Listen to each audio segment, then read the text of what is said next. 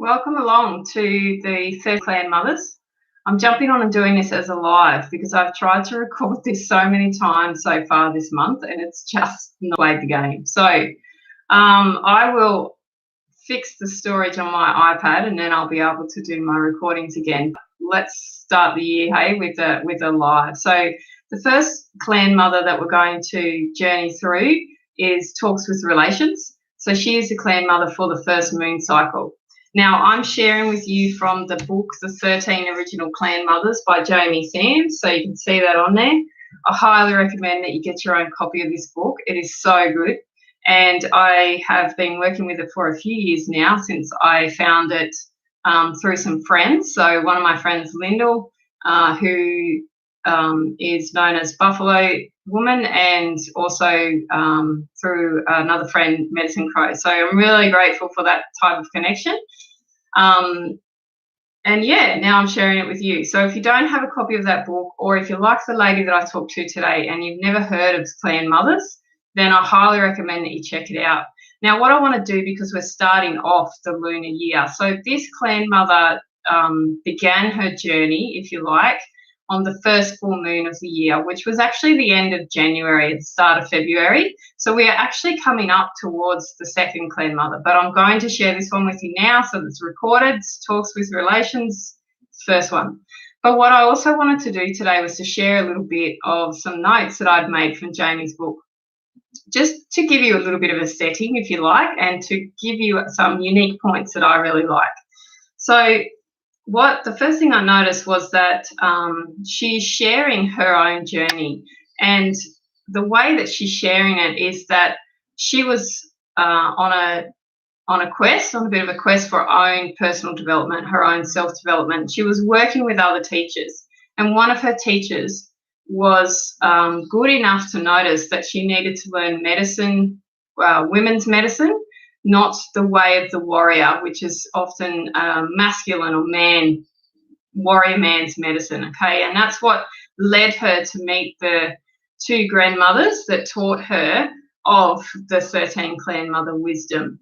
Now, she has put that wisdom that she learnt from those two ladies who were over 100 years old when she learnt from them in the 70s, she has put that into what she knows from her own background and from her tribal heritage, if you like, which is why we end up with the 13 across the calendar months of the year, okay? So the first Clan Mother drops in on the first full moon, and if you are someone who does run by lunar cycles, which some people do, because if you're a gardener or a farmer or anyone who understands produce and nature, you will run off lunar cycle before you'll actually run off calendar cycle. So that's a really cool way to be too, guys. It's perfect for what's happening in the world.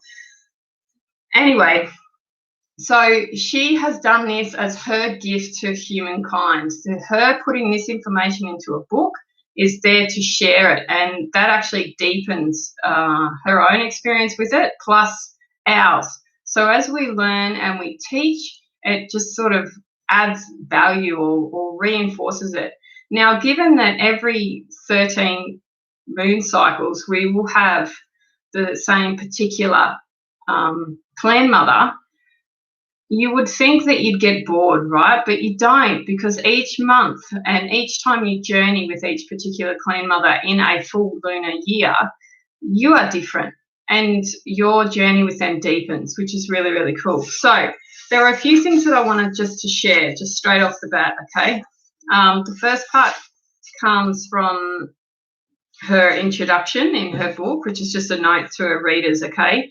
In Native American culture, they see everything as being alive. Totally relate to that. Even as a little kid driving through mountains, I could see faces in the rocks. I could just sense. You can sense things when you drive through a big, dense forest. And I know this still happens for me and anyone that's with me now. When we drive through big trees, you can feel the energy. You know you're not alone. So everything around us is alive, right? In Native American culture, they see everything as alive. Everyone and everything is a teacher and a family member. Perfect for Talks with Relations because it fits right in with what you're journeying through this month. They also look to, they don't worship any one particular deity, or, they don't worship the sun or worship the moon, things like that. They understand that they are a sacred part of the journey for our evolution, right? To help humankind evolve spiritually. This is why we have teachers and family is not just other human family. They also capitalize traditions and teachings, and the reason that they do that is because it is like the equivalent to a holy book that you would find in other faiths. Okay, it's sacred writings. It's necessary, and this is probably the biggest thing that I wanted to portray from her writings at the start of the book.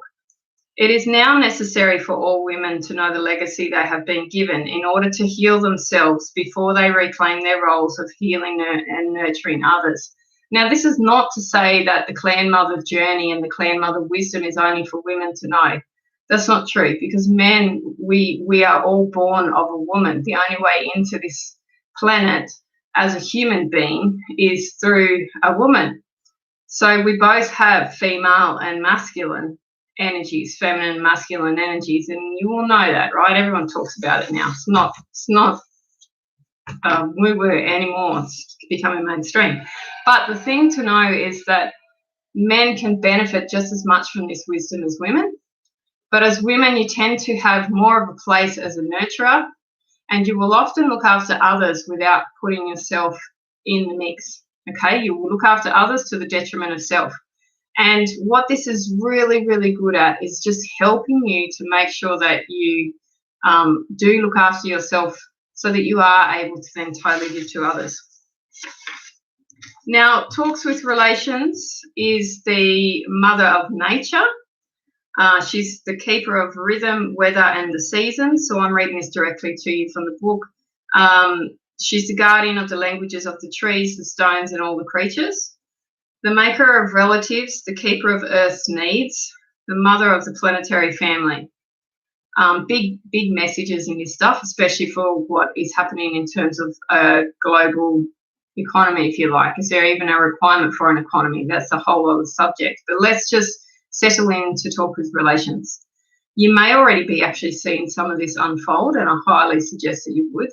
But she teaches us how to understand the unspoken languages of nature, kinship with all life forms, and how to enter the sacred spaces of others with respect. Now, that's a big thing. You can approach an animal, and anybody that works with animals will know this.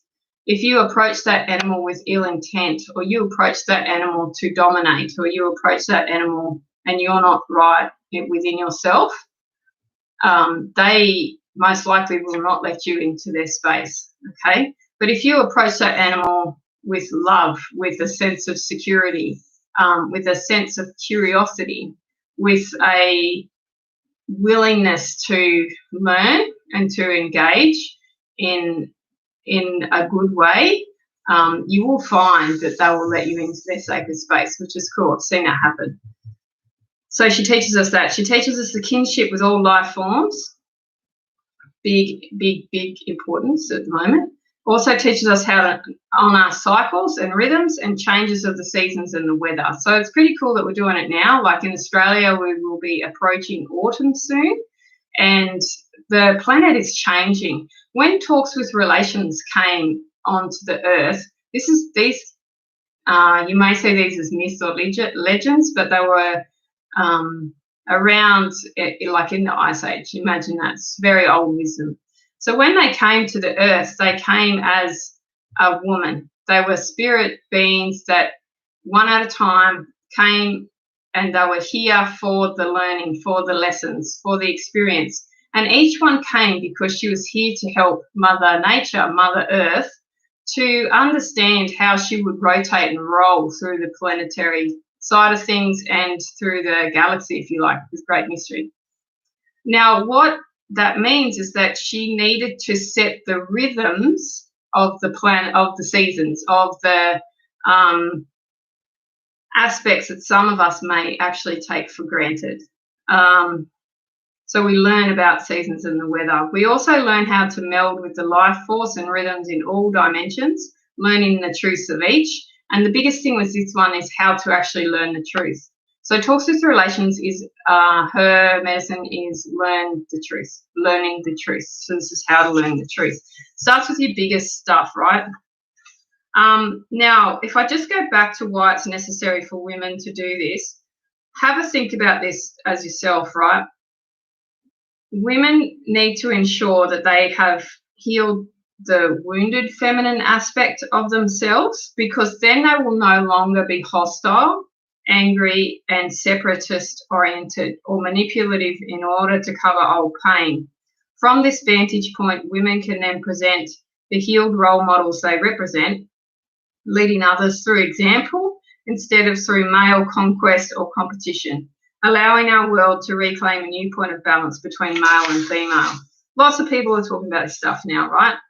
Even though this legacy is not from one particular tribe or nation, it came to her from two Kiowa grandmother teachers, which were the ladies that I'm referring to that were in their hundreds, and it belongs to all the children of the earth. Now, when she first learnt it, it was told to her in Spanish, because that was the language that she knew. And she also knew that as she put them into the medicine wheel, the clan mother journeys into the medicine wheel, she would learn more, right? The thing that I find really, really cool, there's two more things and then we'll get into the actual clan mother for this month, is this. The shell of the turtle shows us that the Earth Mother gave us the first lunar calendar. Now, the shell of the turtle has 13 sections in it and is surrounded. There's significance in this, right? Start to look at animals, the patterns in nature, the coding in nature. Start to look at nature a little bit more and in a calmer way. So slow yourself down, right? The other thing is that when an animal becomes extinct in one part of the world, the oral legends of those creatures continue. So even though you may have an animal in your part of the world that dies to the point of extinction, you know, they're gone, there is still medicine and legend that goes with that animal. So just because you physically cannot see it doesn't mean that the messages they're still there for you, right? So I love the fact that they still tell stories about the animals, irrespective of whether we see them or not. Petroglyphs of buffalo and bighorn sheep still speak to our tribes by carrying the sacredness of our ancestors' medicines. So even though they're gone, like I was saying, that the pictures live there, right? The stories live there. Think about that cave art. Now, the other thing that I find really cool, and I've always had a fascination with this, maybe it's from growing up with Indiana Jones movies and stuff like that as a kid, but there's 13 crystal skulls. So as the clan mothers went through their journey for the moon cycle, when they exited, they were just gone. They had bodies that did not get ill and did not age. They were there for the learnings and the lessons to assist Earth Mother, but to also assist the two-leggeds in the tribes that they were in. And when they were gone. And there was a crystal skull left behind. So those 13 crystal skulls are a part of the original story. And the 13 crystal skulls have been spoken about in more than just one tradition, okay? It varies across tribes, but the 13 crystal skulls are spoken about in a lot of them. These medicine stories and traditions are my giveaway to human beings everywhere so that we may continue to dream the dream, dance the dance, bring inner peace, and therefore world peace, which is pretty cool. So there's other stuff there that I'll share, but that's for another time. Now, Clan Mother for the first moon cycle, Talks with Relations. I'll read you the poem like I've done in previous videos, give you a little bit of synopsis of the actual overview, and then there's a bit of a story there as well, but I'll just give you the main point out of the story. So, Mother of Nature talks with her kin, stone person, wildflower, and wolf are her friend. Weaving the rhythms of the seasons, she rides the winds of change, opening her heart with gladness, a shelter from hunger and pain. Guardian of the needs of the earth, making relatives great and small. Mother, I see you in the dewdrop, and I hear you in the eagle's call. Talks with Relations is the keeper of learning the truth.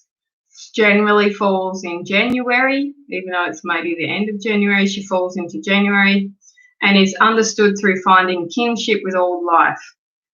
We have to remember that we have relations, teachers, and allies in nature that include the four winds of change, which are actually our uncles and aunts, the cloud people, the thunder beings, the creature beings, the tree people, the plant people, the little people, which includes fairies, the stone people, and the clan chiefs of air, earth, water, and fire, as well as all other forms. These relatives of our planetary family are our teachers as well. To learn the truth, we must open ourselves to the vast worlds within worlds that make up all of the great mysteries creations. Talk with relations is the aspect of the Earth Mother that contains a seeking mind, a willingness to learn, and an understanding of the rhythm of each life form or area of Earth being viewed. So for all of us, it's going to be different. She is protected by the colour orange. So orange colours the medicine of orange carries the medicine of kinship with all life, because it is the colour of the eternal flame of love that the great mystery placed in the hearts of every part of creation. Anytime we find a feather, a stone, a flower, a shell with the colour orange in it, the lessons that sister or brother can teach us are the lessons of making relatives, right relationships, respect and or kinship with all life. Through learning the truths found in every life form within the planetary family, we are given the opportunity to see similarities between us. We may find that a flower or a stream can be one of our greatest teachers. When we accept that everything in our world is alive, we are able to access the parts of ourselves that have become numbed or deadened in order to heal and revive our own aliveness. The story goes through to explain to you that you want to begin to take notice of life that is around you, and to also take notice of how you relate to life. So if you are, this is my understanding of it, okay? If you are someone who is watching me on a device, for example, do you understand what made up that device? Are you aware of the involvement and the pieces of that device that are actually alive? So glass includes sand. There's chips and other components within your computer, within your iPad, within your phone that contain minerals that come from within the earth. We have a connection with Mother Earth continuously, and it's not just through us walking on it. Everything that we use and touch has come from the earth. We need to begin to question our relationship with the earth to understand that it is a part of us. So if we are choosing to rip in excess things from the centre of it, to then sell to somewhere else to prop up a system which may not actually be working for us anymore, are we doing that out of respect? Are we doing that in a way where we are acknowledging the source? Are we doing it to meet our own needs, or are we doing it to just keep operating based on history? And that's a short human history, right? Start to look at things. Also begin to connect. Grow your own food is the best way for you to connect into seasonal shifts, because then you begin to learn what grows and what doesn't. Supermarkets have done a wonderful job in convincing people that every item of fruit and vegetable is available all year round, and it's actually not. We all live in different places, so we have seasons, and some food does not grow in some places at all. Does that mean that you need to export or import? Not necessarily. Perhaps you need to look at another solution that is currently where you are. Utilize what you've got and really look after what you have. That's my journey with this one anyway. The other thing too is to remember that when working with the chiefs, the clan chiefs of air, earth, water and fire to produce climatic balances necessary for global survival, you have to understand that if we mess with the forces or the elements, it's a tricky thing, because every action causes a reaction. Now, I've seen this happen a few times now, where people who have good intention are praying for rain, It happened in Australia when we had the massive fires. Now, those fires were given to us for a reason as well. Let's not get into that. But people were praying for rain. We have a connection with spirit. We're praying for something, but we aren't understanding that we are putting all this intent and energy in, and we're mucking up with elements. We are then going to reap what we sow. So what happened was we ended up with flood in some areas where there had been fire because they were praying for rain, right? So you just become very aware of what you ask for and knowing that you'll reap what you sow. So sow good seeds, that sort of stuff. The result may not be readily apparent, but they will surely affect the balance of the Earth Mother's intricate ecology. If a human being is going to call for water as a rain medicine person, that human had best be mindful of the amount that soil can handle and how the rain will affect the life forms downstream. Talks with Relations is the keeper of these mysteries and always urges cautions so that the rhythms of all life can be maintained. Now, her story, her experience in her lesson, I'll finish on this, guys. So her experience with the lesson as a clan mother was for her to learn to listen, was for her to listen for the unspoken words, to understand and utilize intuition. It was for her to be able to speak with the standing people. So trees can teach us a lot. Trees replicate the human body in a number of different ways. The best thing about being a human but is that we are not rooted into the earth, so we can get up and move if we don't like where we are. But they teach us a lot and they provide us with a lot. But you can't always hear the message, or you are not always picking up on what the flow is if you are very busy in your mind.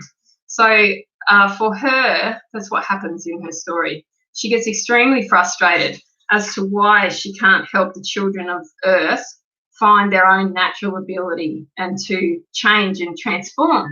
And because she's so wound up and so busy over this, she's missing the point. She's got all these animals around her that are trying to communicate with her and helping her. She's got a centipede, a fox, a blue jay, a swan. She's there with the trees, and she's not hearing what they're saying to her. So what they do is they actually, I think they splash her. They do something to her so that she snaps back and realizes that she's missing the point, right? Talks with Relations, this is the part that I was thinking about. Talks with Relations was so caught up in her own frustration that she did not hear Blue Jay's message. And so her mind kept on whirring with thoughts of how she could learn the language of the standing people. She did not even notice when Blue Jay returned with his friend the swan. Swan had glided effortlessly across the lake and was floating gently near the water's edge, patiently waiting. Blue Jay finally started squawking a long tirade of admonitions in order to get Talks with Relations' attentions. Well, Swan, we could just push her in the lake to wash the frustration out of her head, or we could call Ostrich to dig a hole in this sand, and then the three of us could bury her head in it. So they're trying to help her, but she's not listening. He screeched, but still there was no reaction. Blue Jay saw Ostrich down the shore and called to her. While she was trotting over, he continued his mocking. And Ostrich was the one that had to get her to snap out of it, right? Well, here comes Ostrich. You will be shown how to bury your head in the sand instead of burying it in the needless frustrations. Talks with Relations was still lost in her turbulent thoughts when Ostrich sauntered up and shrugged her shoulders, wondering what to make of this young, troubled woman. Swan waited patiently while Ostrich and Blue Jay decided to get the woman's attention. After a conspiratorial giggle, Blue Jay went to rest on a nearby piece of driftwood, and Ostrich bent over and tweaked Talks with Relations' nose. Talks with Relations was so startled she cried out, not from pain, because the ostrich had been gentle, but from the shock of suddenly seeing the largest heavy-lidded eyes she had ever encountered at close range. Everyone was laughing except for Talks with Relations, who was stunned into silence. Swan replied that Ostrich, whose medicine was, so this is the medicine of Ostrich, how to interact with others through communication, could lend a helping wing now that they had Talks with Relations' attention, And each comment brought further peals of laughter until the young woman saw the ridiculousness of the situation and joined in herself. We've really got to have a look at what we're doing, hey? So got to have a look at what we're doing.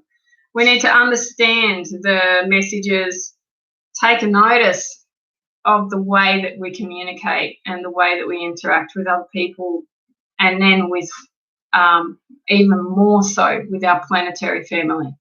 Human to human is easy. However, human to planet and to spirit appears to be a challenge at the moment. And that's something that perhaps we can best work on this month. She also works with Falcon to help her with clear vision. And a few others in there as well. Our language is heard through the heart, not through the ears. Now, as we finish up, I just want to read this little bit. Yeah, I'll just read this little bit. I'll tell you who the next clan mother is, because I'll do a video on her around the right time. Learning the truth is a continuous adventure and brings with it a constant source of fulfillment.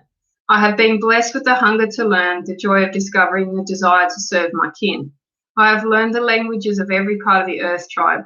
Each day I discover the caring and compassion that allows me to learn more and more.